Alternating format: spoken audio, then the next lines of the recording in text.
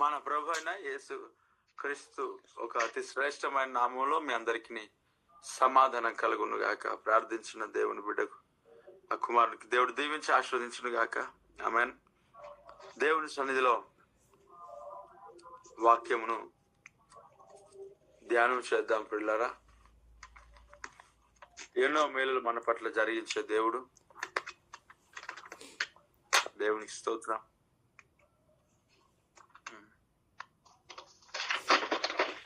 Thank you sir. Mute పెట్టండి brother. Vijay brother mute పెట్టండి. Thank you Jesus. Praise the lord. మన ప్రభు అయిన యేసుక్రీస్తు యొక్క అతి శ్రేష్టమైన నామంలో మీ అందరికీ కూడా సమాధానం కలుగును గాక. Amen amen. నిన్నటి దినంతో క్రిస్మస్ ముగించబడింది. అలాగే ఫస్ట్ ఎప్పుడైతే వస్తుందో క్రిస్మస్ సీజన్ ముగించబడుతుంది. క్రిస్మస్ సీజన్ ముగించబడుతుంది. పండుగ క్రైస్తవులకి బట్టలు చెప్పులు కొత్తవి అన్నీ పాతగా అయిపోతాయి. దేవుడు నూతన బలమును మనకిస్తాడు. ఆ క్రిస్మస్ ఒక్క దినం ఏదైతే జరుపుకుంటున్నామో అది వస్తుంటుంది పోతుంటుంది ప్రతి సంవత్సరం. దేవుని జీవితంలో, దేవుని సన్నిధిలో మన జీవితాలు ప్రతిరోజు క్రిస్మస్ యొక్క సంతోషం సమాధానం మనం అనుభవించాలి. శరీర సంబంధమైనది కాదు, ఆత్మ సంబంధమైనది. శరీర సంబంధమైనది అని అంటే అందరితో సంతోషించొద్దు అని కాదు, ఆనందించొద్దు అని కాదు, తినకూడదు అనేది కాదు. దేవుని సన్నిధిలో చలి పెట్టినప్పుడు చలిమంట వేసుకోవద్దని కాదు. ఆ చలిమంట దగ్గర స్నేహితులుగా కూర్చుంటున్నప్పుడు, కుటుంబస్తులుగా కూర్చుంటున్నప్పుడు ఆ చలిమంట దగ్గర పాటలు పాడడం కూడా తప్పేం కాదు, ఆరాధన చేయడం కూడా తప్పేం కాదు. దేవుని సన్నిధిలో పాటలు పాడుతూ చప్పట్లు కొడుతూ చిన్నగా మైమర్చిపోయి నాట్యం చేయడం తప్పేం కాదు. కాబట్టి కానీ అనేక మంది ఈ దావీదు డాన్స్, లోకంలో ఉన్న డాన్స్లు ఎన్నో రకాలుగా, ఇవన్నీ అనేకములు ప్రతి దగ్గర ఇవే చెత్త సంఘంలో పేరుకుపోయి వీటినే మనం చూడాల్సిన అవసరం వచ్చింది. నేను కూడా కొన్ని సందర్భాల్లో చూడాల్సిన అవసరం ఏర్పడింది. ఈ డాన్సులను అన్నిటినీ చూడలేదు, కూర్చున్నా కూడా ఏం చేయాలా, మనం లోకల్ నుంచి తీసివేయబడలేం. చూడాలి అని అంటే చూడలేం. కానీ అలాంటి పరిస్థితులలో పిలువబడిన స్థితులు అనేటివి ఉన్నాయి, పరిస్థితులు. ప్రియులారా, ఈ యొక్క ఉదయకాలంలో ఒక మంచి శ్రేష్టమైన వాక్యాన్ని మనం ధ్యానం చేద్దాం. దేవుడు ఎన్నో మేలు మన జీవితంలో చేస్తున్నాడు, కార్యం జరిగిస్తున్నాడు. ఎన్నో గొప్ప కార్యాలు దేవుడు మన పట్ల జరిగించి నడిపిస్తూ ఉన్నాడు. ఒక మాటను దేవుని సన్నిధిలో ఒక అద్భుతమైన విషయాన్ని మనం తెలియజేద్దాం. ఈ యొక్క చూద్దాం. 139వ కీర్తనలో నుండి దేవునికి స్తోత్రం స్తోత్రం స్తోత్రం.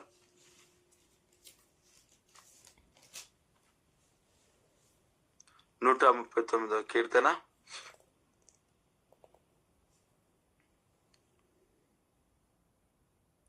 17వ చరణాన్ని నేను చదువుతున్నా. దేవా, నీ తలంపులు నాకెంతో ప్రియమైనవి, వాటి మొత్తం ఎంతో గొప్పది. వాటిని లెక్కించదని అనుకుంటున్నా, అవి ఇసుక కంటెను లెక్కకు ఎక్కువై ఉన్నవి. దేవునికి స్తోత్రం. ఇక్కడ ఒక మాట మనం చూస్తా ఉన్నాం. దేవా, నీ తలంపులు నాకెంతో ప్రియమైనవి, వాటి మొత్తం ఎంతో గొప్పది. వాటిని లెక్కించదని అనుకుంటున్నా, అవి ఇసుక కంటేను లెక్కకు ఎక్కువై ఉన్నవి అంటాడు. దేవా, నీ తలంపులు నాకెంతో ప్రియమైనవి అని అంటున్నాడు. దేవుని తలంపులు మనకు నిజముగా ప్రియముగా ఉండాలి. దేవుడు తలంచే విధానం అనేది చాలా గొప్పది. ఆయన తలంచే విధానం చాలా ఉన్నతమైనది.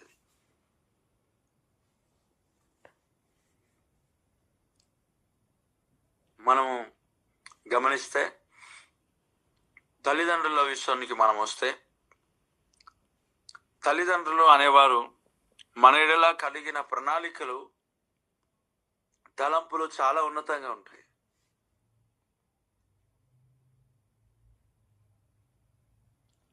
ఎంతో ఉన్నతమైన స్థితిలో తల్లిదండ్రులు మన పట్ల కలిగి ఉంటారు.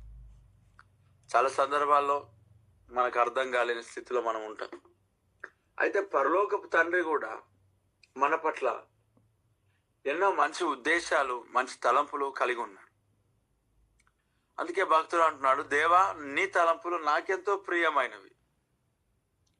దేవుడు మన ఎడల తలంచుతున్న ప్రతి తలంపు మనకు ప్రియముగా ఉండటం అనేది మనకు ఆశీర్వాదం.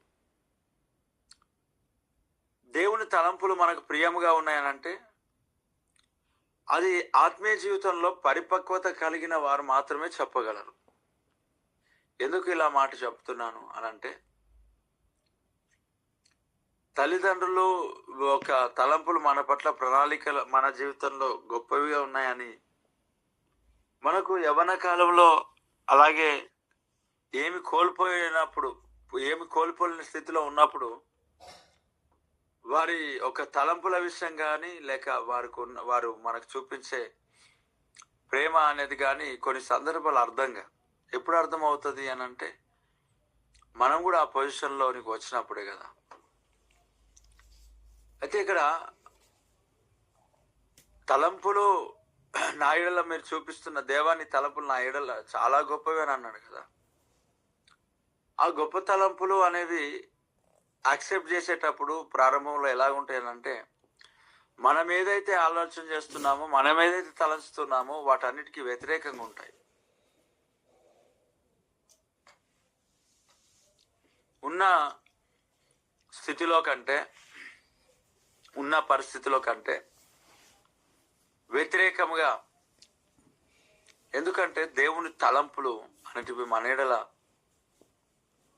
కీడు, హాని, సమస్యలు ఏవైతే ఉంటాయో వాటి వైపు దేవుడు నడిపించడు. కానీ మనకేమో వాటిని అవసరం, అవే కావాలి మనకి.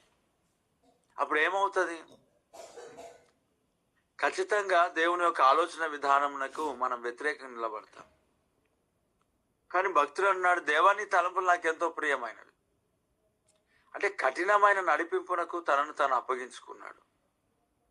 ఇరుకు మార్గంలోనికి తనను తాను అప్పగించుకున్నాడు. విశాల మార్గము చాలా కష్టం అనేది ఉండదు, కానీ అది తుదకి ఎక్కడికి తీసుకువెళ్తుంది అంటే నాశనానికి తీసుకువెళ్తుంది. ఇరుకు మార్గమును ఇష్టపడుతున్నాడు ఒక దైవజనుడు అని అంటే, ఇరుకు మార్గమునకు అప్పగించుకున్నాడంటే ఎంత గొప్ప కార్యం. ఈరోజు అనేక మంది జీవితాల్లో ఇరుకు మార్గమును కొరకై వారు ప్రయాసపడతలేరు, విశాల మార్గం కొరకై వారు ప్రయాసపడుతూ ఉన్నారు. సో నీ తలంపులు నాకెంతో ప్రియమైనవి అని అంటున్నాడు అని అంటే, దేవుని తలంపులు ఎలాగుంటాయి? అనేక సందర్భాలు తల్లిదండ్రులు మన ఎడల మనం కోరింది, మనం ఇష్టపడింది అన్నిటినీ రిజెక్ట్ చేసుకుంటూ వస్తారు కదా. అంటే రిజెక్ట్ చేసినప్పుడు మనకి ఇష్టం అనిపిస్తుందా, కష్టం అనిపిస్తుందా? ఒకసారి ఆలోచన చేస్తే మనకి ఇష్టం అనిపించదు, కష్టమే అనిపిస్తుంది. మరి ఎంత కష్టం అనిపించినా కూడా మనం ఏం చేస్తాం? ఆ కష్టం అనిపించిన కొలది మనం దూషిస్తాం, పెళ్లిపెట్టి తృణీకరిస్తాం. దేవుని యొక్క తలంపులు మనకు ఇష్టమైనవి అని మాత్రం మనం చెప్పలేం. లేక తల్లిదండ్రుల తలంపులు మనకి ఇష్టమైనవి అని చెప్పగలుగుతామా? చెప్పలేం. ఎందుకోరకనంటే అవి మనకి ఇష్టం ఉండవు. ఖచ్చితంగా ఎందుకు ఇష్టం ఉండవు? మన రూట్ వేరు, వాళ్ళ రూట్ వేరు. మన ప్రయాణాలు వేరు, వాళ్ళ ప్రయాణాలు వేరు. ఇప్పుడు సంఘంలో కూడా దేవుని సన్నిధిలో మనం చెప్పే వాక్య విధానం వేరు, ఇతరులు చెప్పే వాక్య విధానం వేరు. చాలా మందికి వాక్యంలో పొగిడారు అనుకోండి, సంఘాన్ని మానేస్తారు. మన దగ్గర ఎవరు పొగుడుతున్నారో వాళ్ళ దగ్గరికి సెటిల్ అయిపోతారు కూడా చాలా మంది. ఈ రోజులలో అనేక మంది జీవితాలు దురద చెవులకు అలవాటు పడిన వారై ఉండి వారి పొగడ్తల కొరకు ప్రయాసపడే వాళ్ళు ఉన్నారు. దేవుని తలంపులు మన ఎడల ప్రియముగా ఉండాలి, ఉంటాయి. ఇది మనకు ప్రియముగా అనిపించాల. వాడు చూడండి, ఆ భక్తుడు చెప్తా ఉన్నాడు, దేవా నీ తలంపులు నాకెంతో ప్రియమైనవి.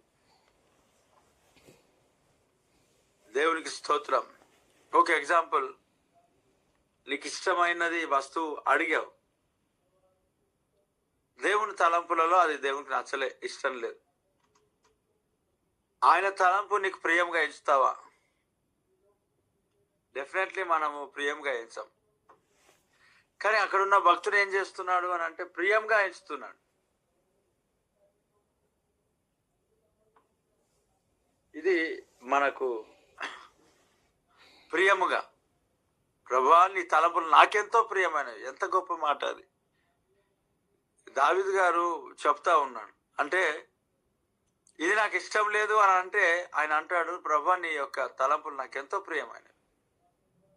దేవుడు క్షేమకరమైన స్థితినే మనకు అనుగ్రహిస్తాడు. హానికరమైన స్థితి దేవుడు మనకి ఇవ్వడనే ఒక గొప్ప ఆలోచన విధానం అనేది దావీదు గారికి తెలుసు.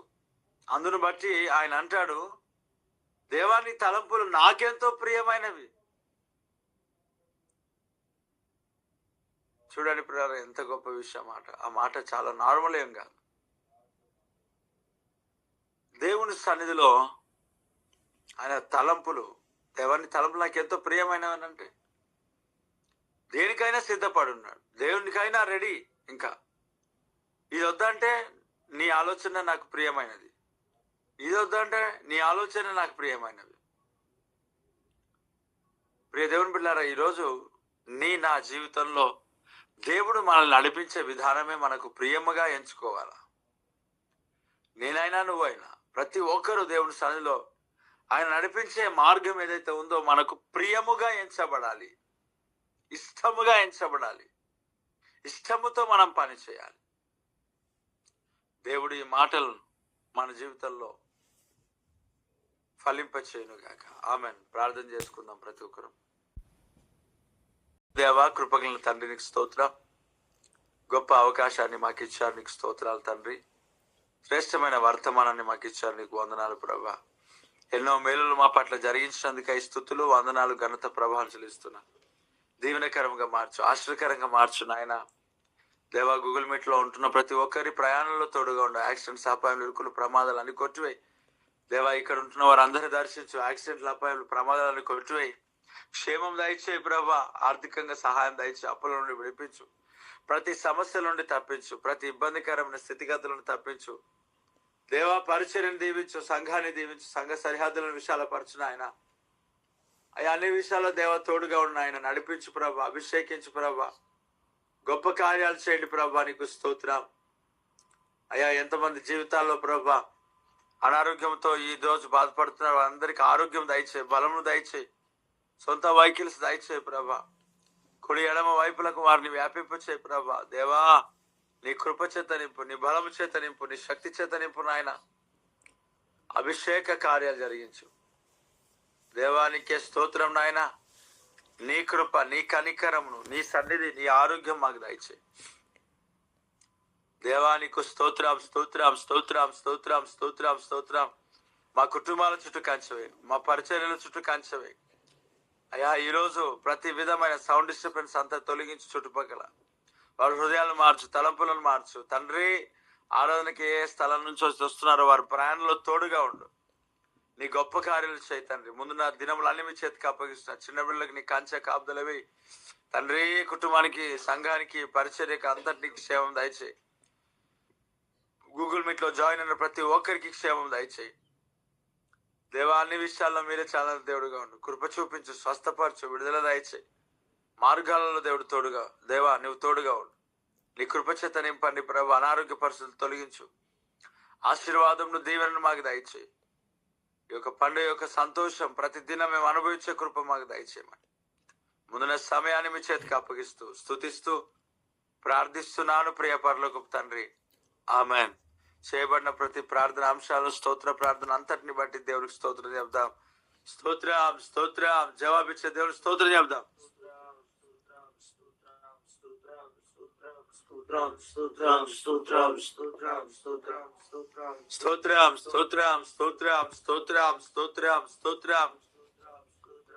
ఆమెన్. మన తండ్రి అయిన దేవుని యొక్క ప్రేమ, కుమారుని యేసుక్రీస్తు యొక్క కృప, పరిశుద్ధాత్మని యొక్క అన్యోన్యమైన సహవాసం ఇప్పుడు ఎల్లప్పుడు సకల పరిశుద్ధులకు సార్వత్రిక సంఘమునకును గూగుల్ మీట్ లో జాయిన్ అయిన ప్రతి ఒక్కరికి సదాకాలము తోడు గాక. Amen amen. మీ అందరికీ వందనాలు. దేవుడు మళ్ళీ దీవించి ఆస్వాదించును గాక. Last Sunday